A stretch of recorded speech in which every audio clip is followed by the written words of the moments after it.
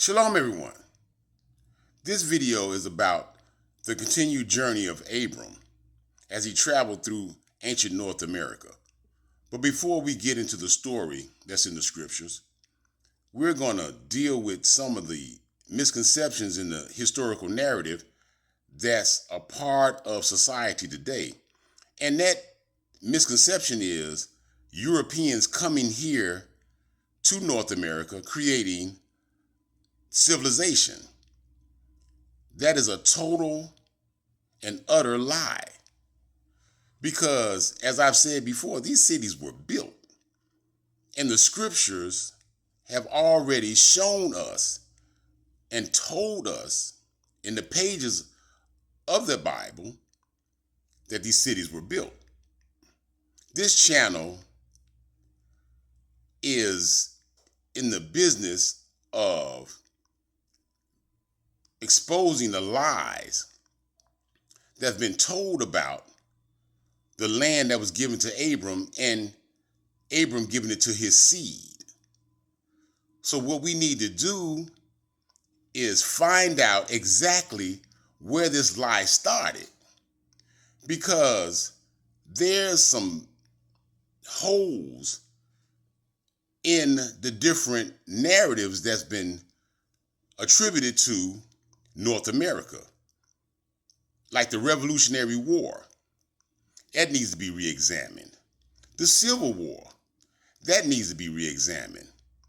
The whole story behind so-called black people being slaves for so long in this country, that has to be looked at again, because these narratives have not been told correctly.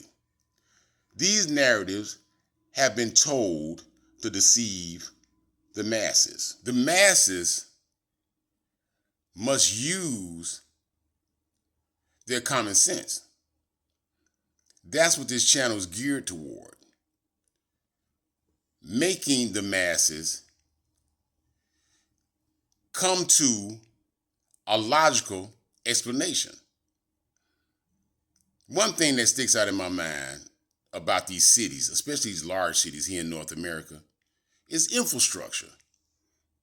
The infrastructure of these cities is much older than 400 and something years old. Don't be naive into thinking that these cities just popped up out of midair. That's not true. So that's why it's important to understand the scripture and read the scripture comprehensively, so we won't get caught up in some of these fairy tales. The question was asked, when did Europeans come to America? It says Europeans first came to the Americas as early as around 1000 CE, when Norse Vikings led by Leif Erikson established a temporary settlement in Newfoundland. However, the major period of European colonization began in 1492 with Christopher Columbus's voyages, which led to permanent settlements and a large-scale influx of Europeans, particularly from the 15th century onwards.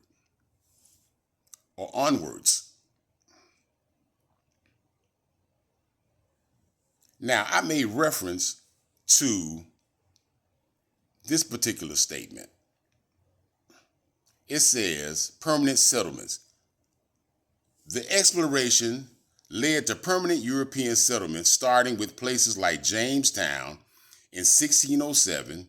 That's what I was making reference to regarding 400 something years, and the infrastructures being much older here in North America than 400 something years. It says, and the Plymouth colony 1620, and what would become the United States. Pure fabrication. Because here in North America, there were and still is architecture. that still stands to this day, that's from ancient times, that points directly to cultures that are recorded in the scrolls, or what we call the Holy Scriptures. This architecture will be brought out in future videos just to show how fragile this European history is regarding North America. 1000 CE is still not old enough to discard the scrolls or the scriptures. The Vikings, being from a different culture and establishing or arriving in Newfoundland, has nothing to do with the scrolls or the Holy Scriptures or the cities that were already here. These scriptures are much older than 1000 CE. So that doesn't prove anything. Let's go to Bereshit, the 15th chapter, starting at the first verse. It says, after these events, the word of Yahuwah came to Abram in a vision, saying, do not be afraid, Abram. I am your shield. Your reward is exceedingly great. And Abram said, Master Yahuwah, what would you give me, seeing I go childless? And the heir of my house is Eliezer of Damascus. And Abram said, see, you have given me no seed, and see, one born in my house is my heir. And see, the word of Yahuwah came to him, saying, this one is not your heir, but he who comes from your own body is your heir. And he brought him outside and said, look now towards the heavens and count the stars, if you are able to count them. And he said to him, so are your seed. And he believed in Yahweh, and he reckoned it to him for righteousness. And he said to him, I am Yahweh, who brought you out of Ur of the Chaldeans to give you this land, to inherit it. And he said, Master Yahweh, whereby do I know that I possess it? So, the question was just asked about the landmass that's here in North America, here in Bereshit, 15th chapter, in the 8th verse. And he said, Master Yahweh, whereby do I know that I possess it? It's talking about the land. And he said to him, bring me a 3-year-old heifer, a 3-year-old female goat, and a 3-year-old ram, and a turtle dove, and a young pigeon. And he took all these to him and cut them in the middle, and placed each half opposite the other. But he did not cut the birds.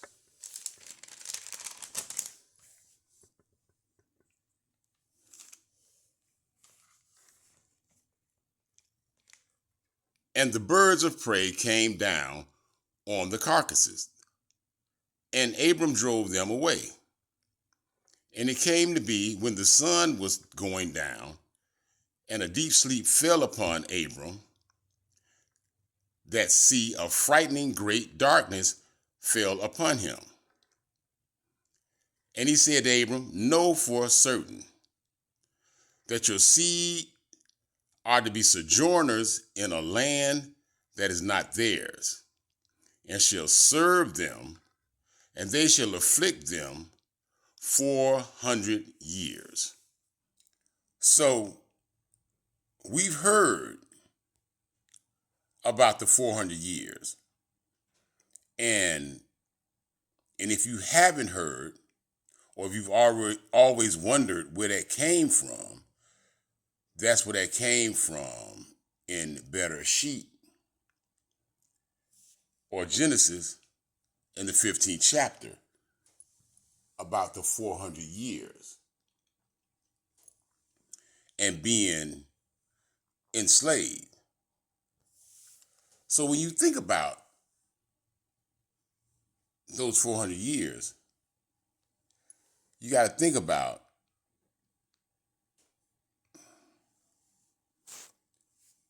the many trials and tribulations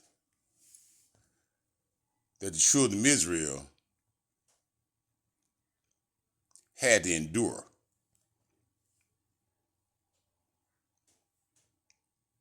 Because a lot of people love to throw around 400 years, not knowing where it came from, and not always knowing the significance of it. So let's read here in Shemot, or Exodus, starting at the first verse. And these are the names of the children of Israel who came to Mizraim with Yaakov, each one with his household: Reuben, Shimon, Levi, and Yehuda; Issachar, Zebulun, and Benjamin; Dan, Naphtali, Gad, and Asher. And all those who were descendants of Yaakov were 70 beings, as Yosef was already in Mizraim. And Yosef died, and all his brothers, and all their generation. And the children of Israel bore fruit and increased very much, multiplied and became very strong, and the land was filled with them. Then a new sovereign arose over Mizraim, who did not know Yosef, or Joseph. And he said to his people, "See, the people of the children of Israel are more and stronger than we. Come, let us act wisely toward them, lest they increase. And it shall be, when fighting befalls us, that they shall join our enemies and fight against us, and shall go up out of the land." So they set slave masters over them to afflict them with their burdens, and they built for Pharaoh supply cities, Pithom and Ramesses. Bereshit, 15th chapter,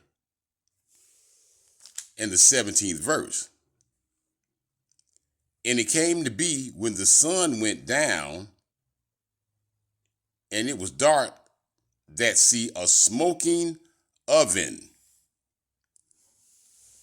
A smoking oven. Smoking oven.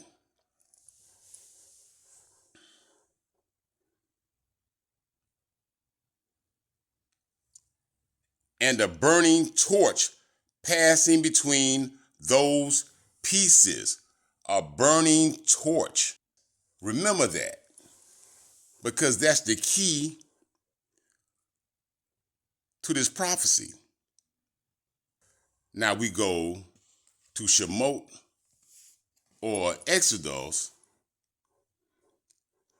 13:21.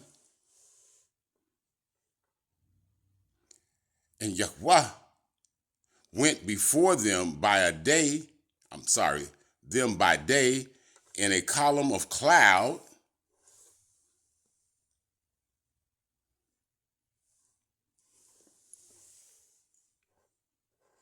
to lead the way, and by night in a column of fire to give them light, so as to go by day and night.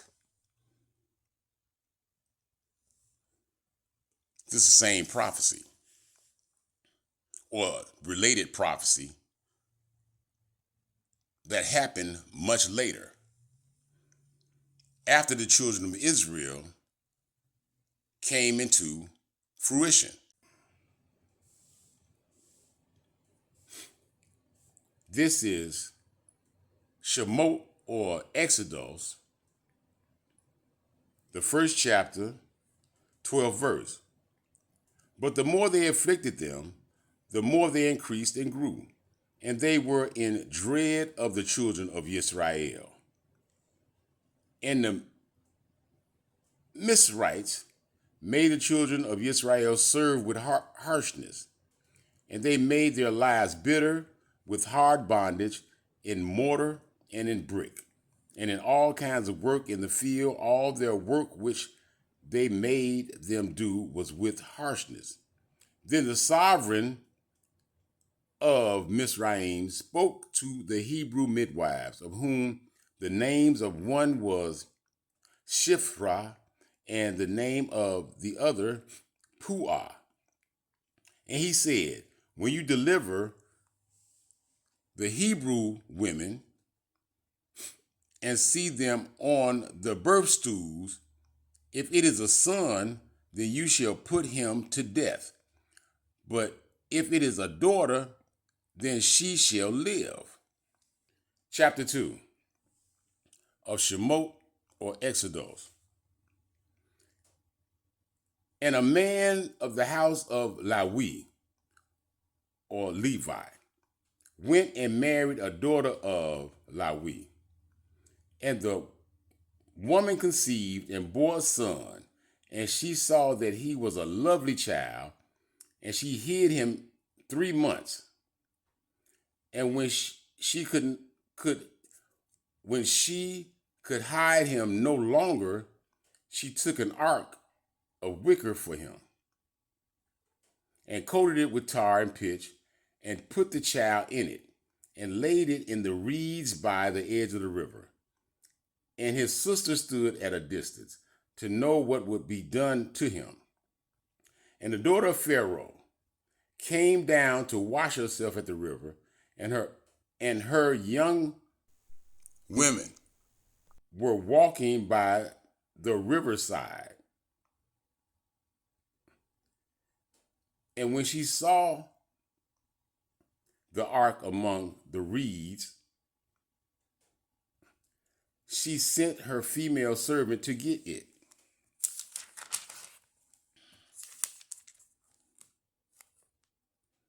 And opened it and saw the child, and see the baby wept.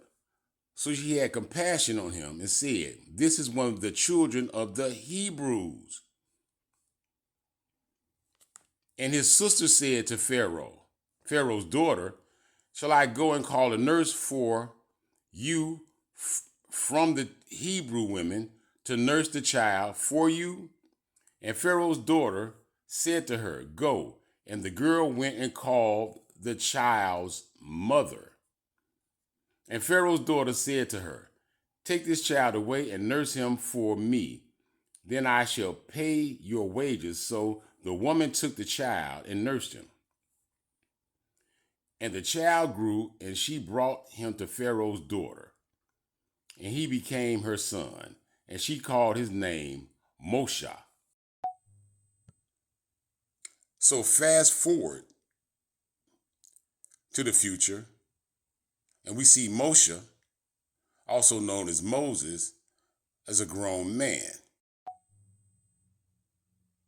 Fast forward 40 years in Shemot, or Exodus, the 3rd chapter, 1st verse. And Moshe was shepherding the flock of Jethro, his father-in-law, the priest of Midian. And he led the flock to the back of the wilderness and came to Horeb, the mountain of Elohim. And the messenger of Yahweh appeared to him in a flame of fire from the midst of a bush.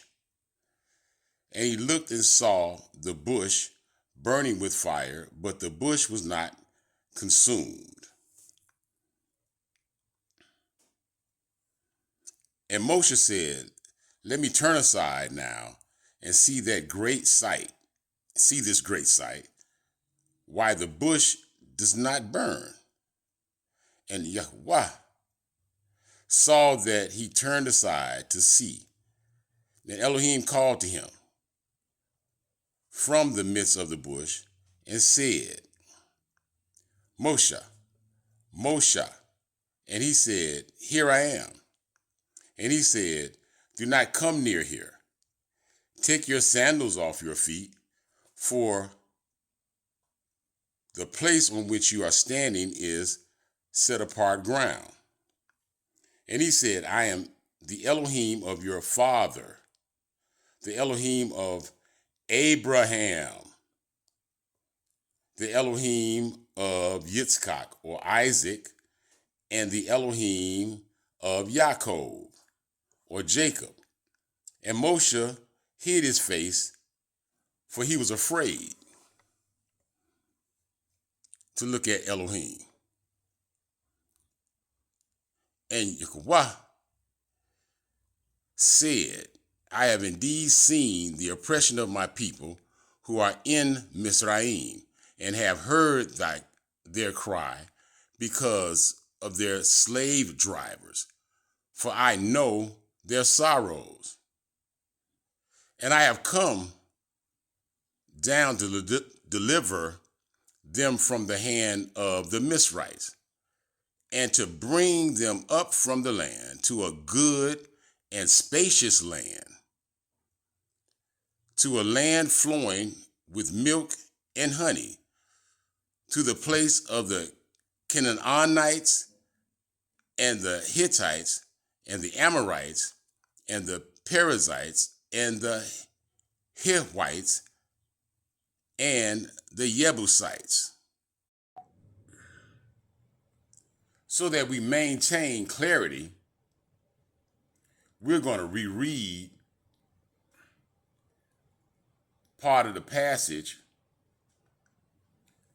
that's here in Shemot, the 13th chapter, and the 17th verse. And it came to be when Pharaoh had let the people go, that Elohim did not lead them by the way of the land of the Philistines, though that was nearer, for Elohim said, lest the people regret when they see fighting and return to Mizraim. So Elohim led the people around by way of the wilderness of the Sea of Reeds. And the children of Israel went up armed from the land of Mizraim. And Moshe took the bones of Yosef with him, for he certainly made the children of Israel swear, saying, Elohim shall certainly visit you, and you shall bring my bones from here with you. And they departed from Succoth and encamped in Etham at the edge of the wilderness. And Yahweh went before them by day in a column of cloud to lead the way, and by night in a column of fire to give them light, so as to go by day and night. So you see the people, as they left Mizraim, being led by the fire at night and the cloud by day. So this prophecy is an intricate part of North America. And we will go into this in detail.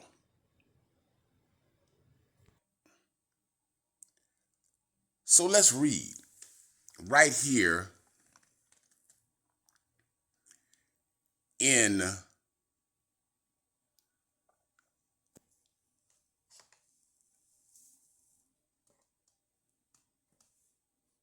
Devarim, the 34th chapter, starting here at the 4th verse.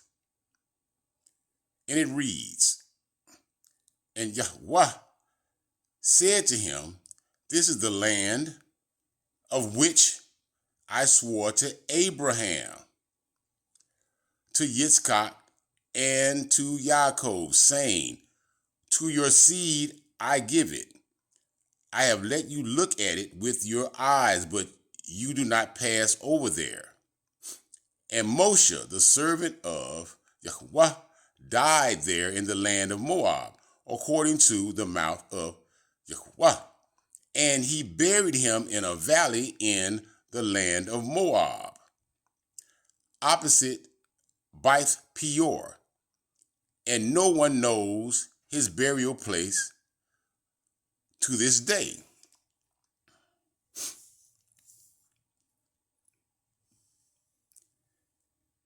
And Moshe was 120 years old when he died. His eyes were not dim, nor his freshness gone. So when we see Moshe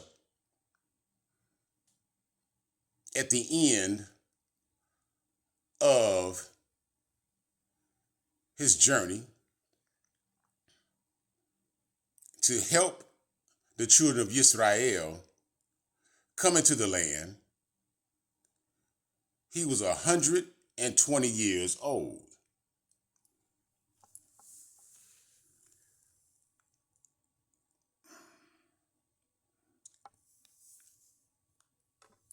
And the children of Israel wept for Moshe in the desert plains of Moab 30 days, and the days of weeping and mourning for Moshe was completed. And Yahoshua, or Joshua, son of Nun, was filled with the spirit of wisdom, for Moshe had laid his hands on him. And the children of Israel listened to him and did as Yahweh had commanded Moshe. So here we see Yahoshua, also known as Joshua, the son of Nun. And we left off reading in Devarim, or Deuteronomy, the 34th chapter, and the 9th verse says, "And Yahoshua, son of Nun, was filled with the spirit of wisdom, for Moshe had laid his hands on him, and the children of Israel listened to him and did as Yahweh had commanded Moshe." So now when we go to the book of Yahoshua,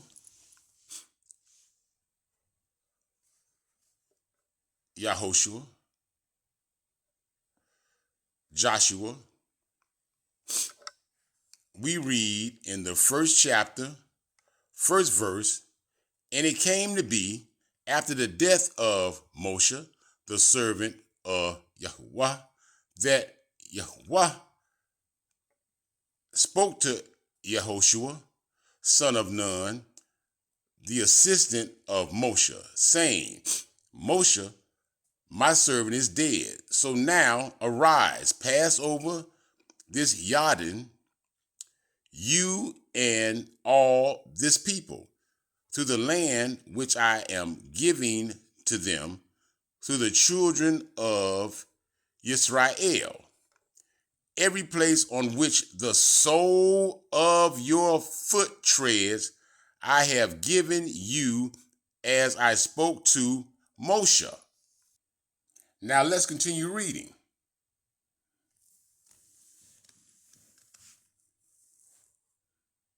Here in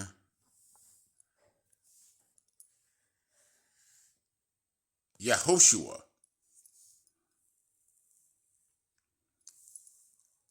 the 12th chapter, starting at the first verse. And we're still talking about Yehoshua, the successor of Moshe.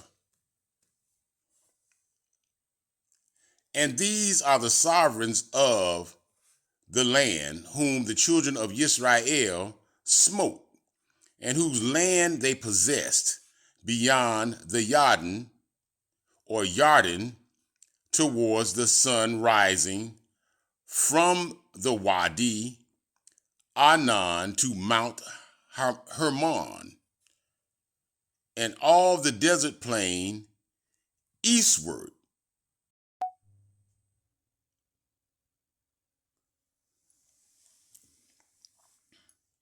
Still here in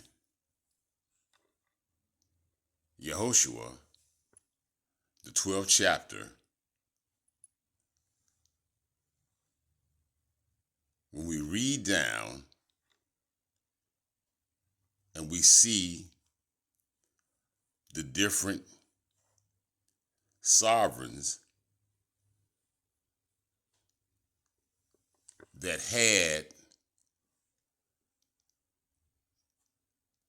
to give way to the children of Israel, it says here in the 6th verse, Moshe, the servant of Yahuwah, and the children of Israel had smitten them. And Moshe, the servant of Yahuwah, had given it as a possession to the Reubenites and to the Gadites and to half the tribe of Manasseh.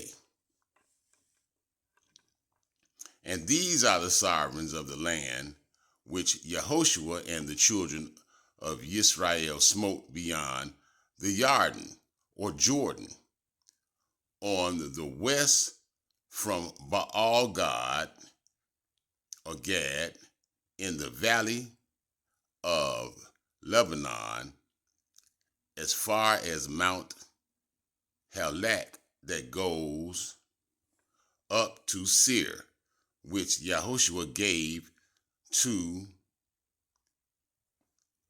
the tribes of Israel as a possession according to their divisions. And the mountain country, and in the low country, and in the desert plain, and in the slopes, and in the wilderness, and in the south, the Hittites, the Amorites, and the Canaanites, the Perizzites, the Hivites, and the Jebusites. And when you come down and you see the rest of the sovereigns that had to give the land, or the land was taken by the children of Israel, here in the 24th verse, it says, the sovereign of Tirsah, 31 sovereigns in all. So this was the last one, Tirsah.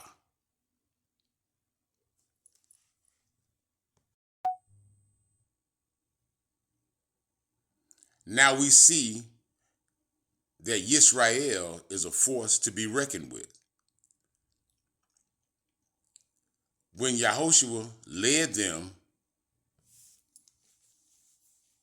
into the land that was promised to Abraham, which to be given to his seed, which was the children of Israel, we can see that these prophecies are to give us the insight about the land, and the land being a place of beauty, a place of security for the Most High's people. So when you look at Israel and the many conquests that they had here in North America,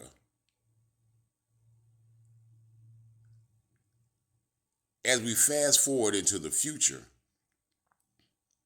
we can see Israel growing and growing to a point where Israel had kings. So in many instances,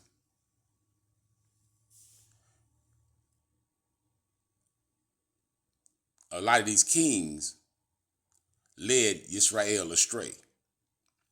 Only a few kings were good for Israel. So, looking at Israel's history,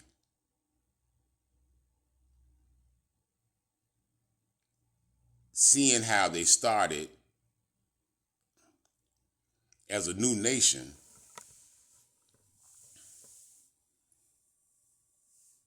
coming into the future,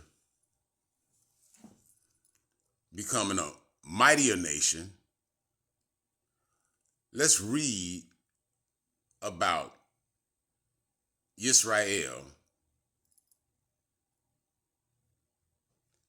and the kings. Right here in First Malachim or First Kings, I want to start at the 11th chapter.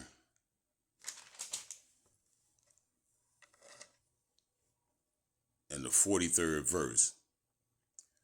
So Shlomo or Solomon slept with his fathers and was buried in the city of David, his father. So King David or King David was a mighty king in Israel. And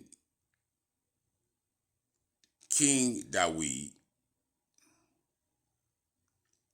after he made his transition, it went to his son, Shlomo. Shlomo made his transition. The kingdom is supposed to go to his son, Rehoboam.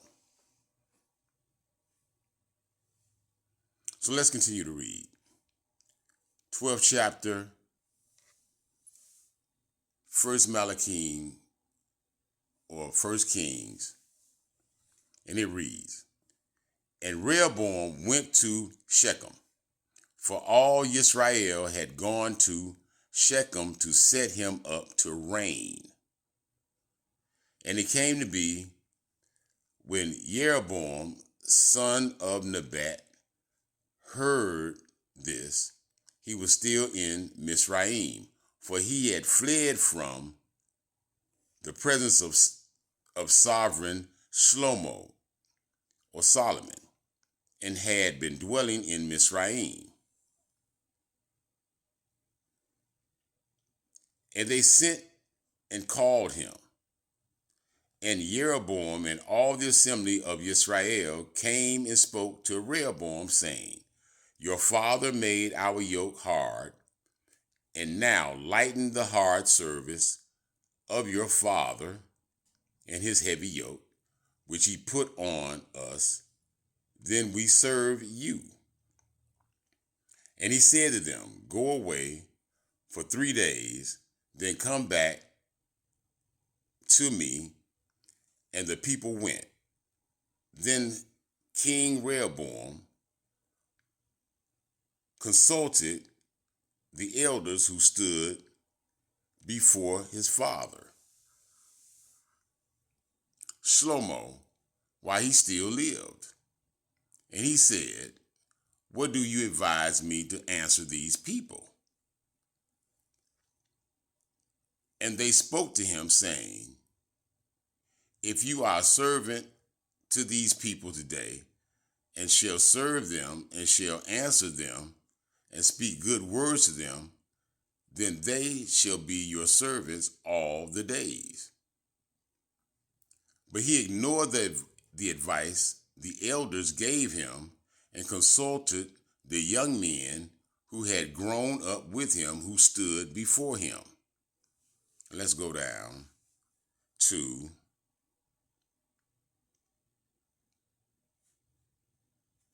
the 12th verse. So Jeroboam and all the people came to Rehoboam the 3rd day, as the sovereign had spoken, saying, Come back to me the 3rd day. But the sovereign answered the people harshly, and ignored the advice which the elders had given him. And he spoke to them according to the advice of the young men, saying, My father made your yoke heavy, but I add to your yoke.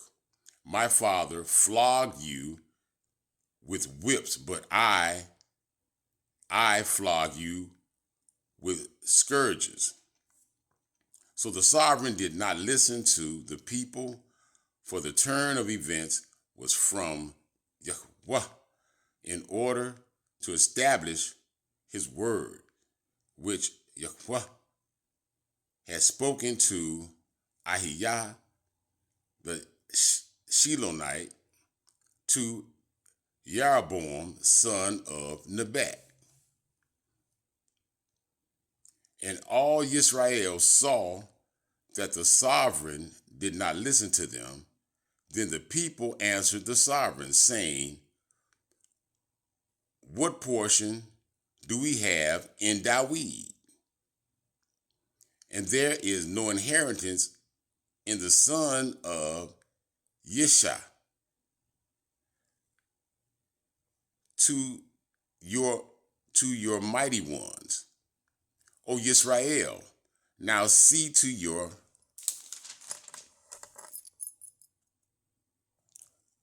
own house, O Dawid. So Yisrael went to their tents. But as for the children of Israel who dwelt in the cities of Yehudah, Rehoboam reigned over them. So what's happening is Rehoboam, the son of Shlomo or Solomon, is now telling the people that he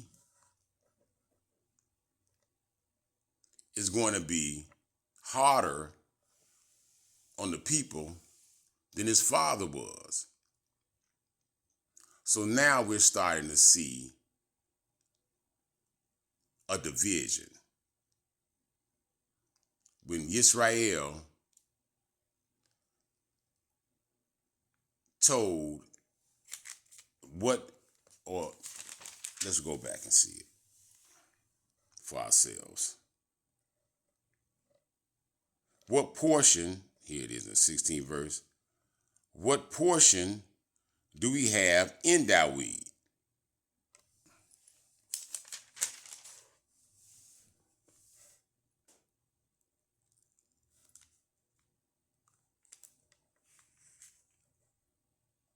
18. And when sovereign Rehoboam sent Adoram, who was over the compulsory labor, all Israel stoned him with stones, and he died. And sovereign Rehoboam hastily mounted his chariot to flee to Jerusalem.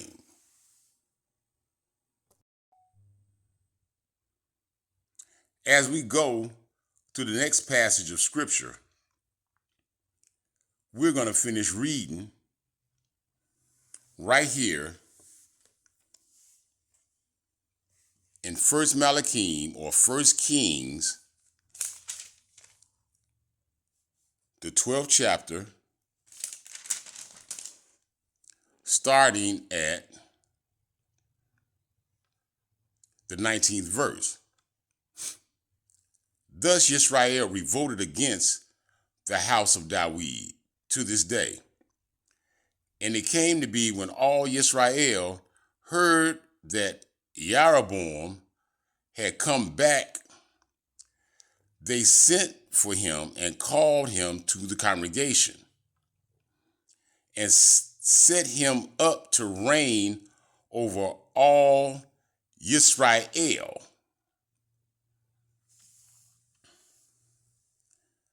So Jeroboam, by prophecy, was to be king. And we're going to read that here in the 11th chapter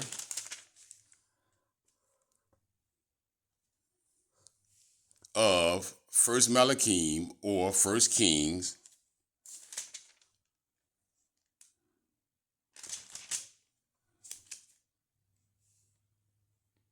and the 29th verse.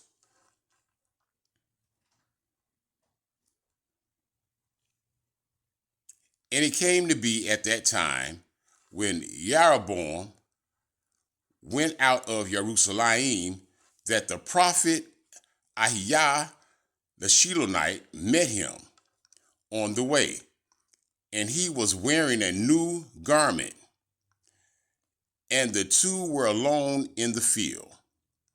And Ahijah took hold of the new garment that was on him and tore it into 12 pieces, and said to Jeroboam,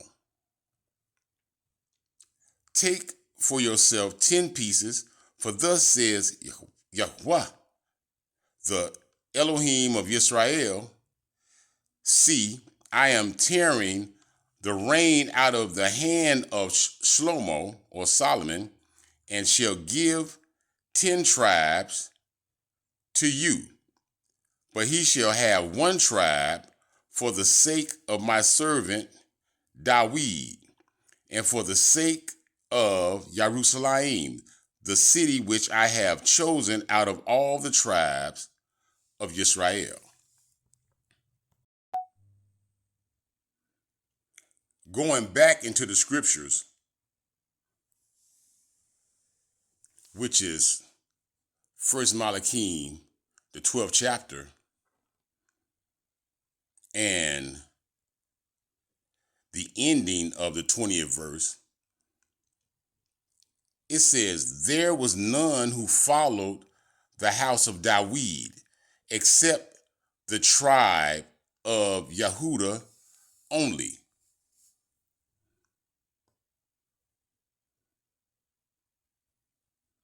So now we're starting to see Israel having conflict amongst themselves. 21.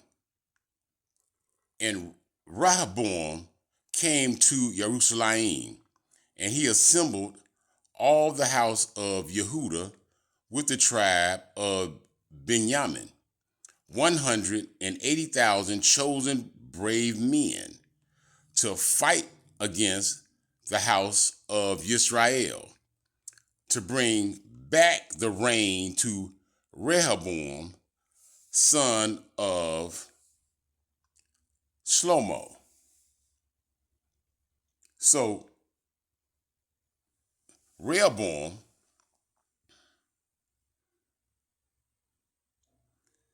being the son of Shlomo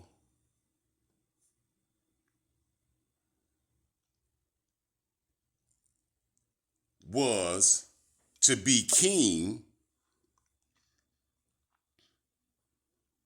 but when Jeroboam came back, the people had a shift in choice. And now we are at a division.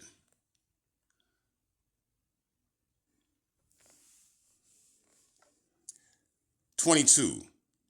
But the word of Elohim came to Shemaiah, the man of Elohim, saying, Speak to Rehoboam, son of Shlomo, sovereign of Yehuda, and to all the house of Yehuda and Benjamin, and to the rest of the people, saying, Thus says Yahuwah, do not go up or fight against your brothers, the children of Yisrael.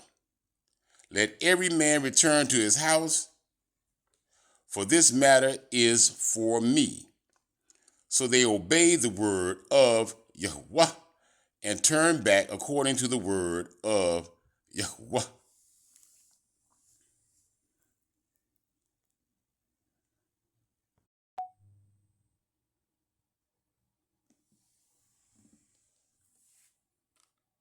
Back in Bereshit, or Genesis, 15th chapter, 17th verse, "And it came to be when the sun went down and it was dark, that see a smoking oven and a burning torch passing between those pieces." Those pieces was divided Yisrael, what we just read in First Malachim or First Kings. Smoking oven, burning torch.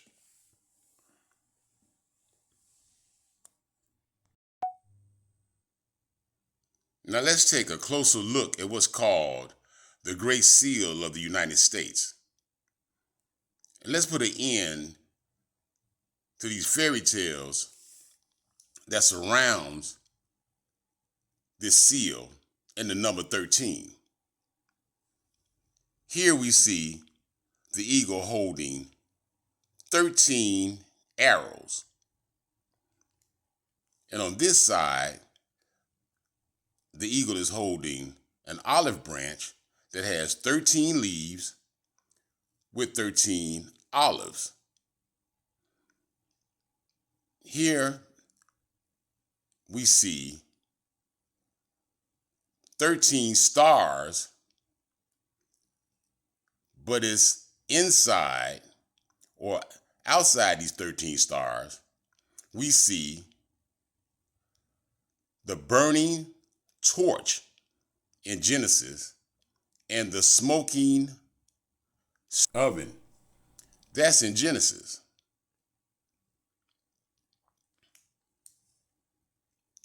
And we can also relate the cloud that led the children of Israel in the day and the flame that led them at night. You have 13 arrows. You have the olive branch, 13 olive leaves, 13 olives, 13 stars that represent the 13 tribes of Israel. So as we go here to Shemot or Exodus, first chapter, first verse. And these are the names of the children of Israel who came to Mizraim or Egypt with Jacob, each one with his household. You have 1, 2, 3, 4, 5, 6, 7, 8, 9, 10, 11 individuals, which became 11 tribes. And here in the 5th verse, it says, and all those who were descendants of Jacob were 70 beings, as Yosef was already in Mizraim. Yosef would make 12. But Yosef had 2 sons, one named Ephraim and the other named Manasseh.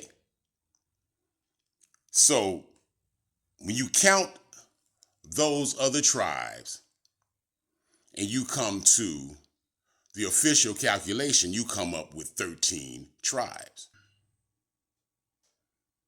Going back, talking about the 13 stars, the 13 arrows, and the olive branch with the 13 leaves, 13 olives that represent the 13 tribes of Israel. So you won't think I'm making this up. AI Overview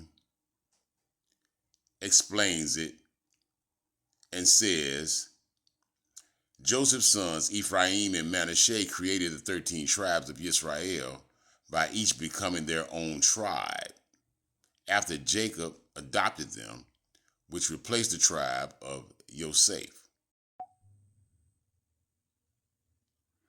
And to further explain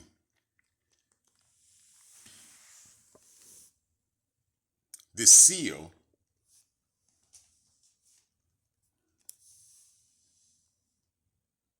and the eagle, let's go here to Shemot or Exodus, the 19th chapter, starting at the 3rd verse.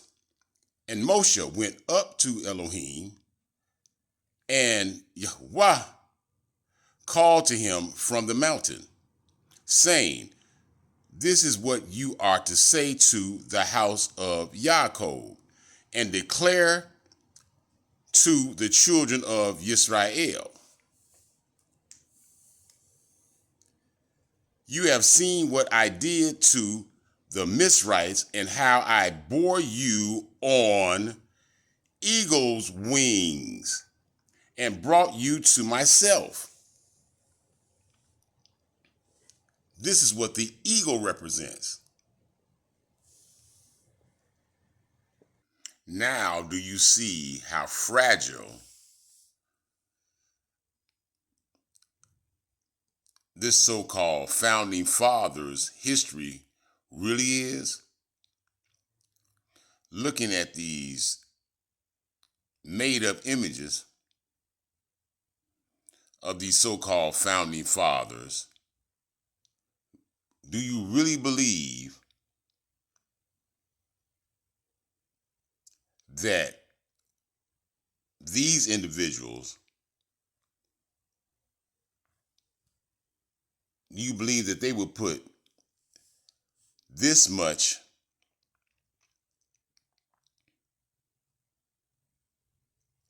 truth on the seal of the United States?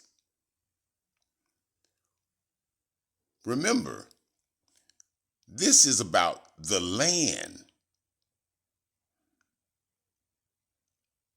that was given to Abraham, which was given to his seed.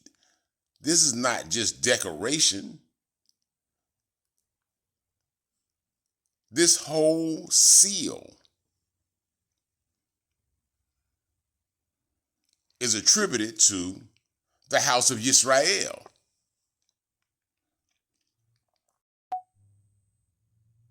Now that you know, you can't help or hesitate in challenging that 13 colony narrative.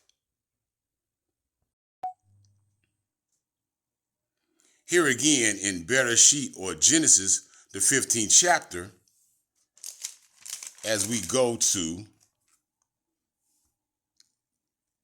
the 18th verse, and we read, on the same day, Yahweh made a covenant with Abram, saying, I have given this land to your seed, from the river of Mizraim to the great river, the river Euphrates, with the Quanite and the Quinnazite and the Quadmonite and the Hittite and the Perizzite and the Rephaim and the Amorite and the Canaanite and the Girgashite and the Jebusite.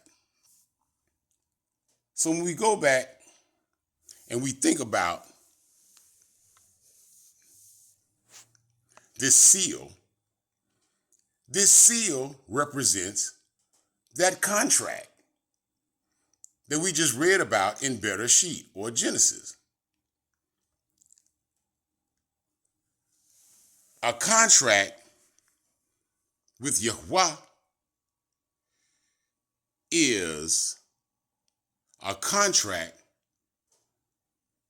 that is for certain. So having that contract, and you go back to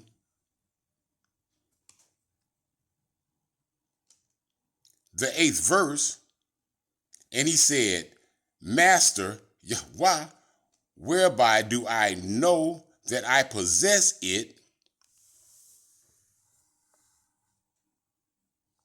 You look at the contract.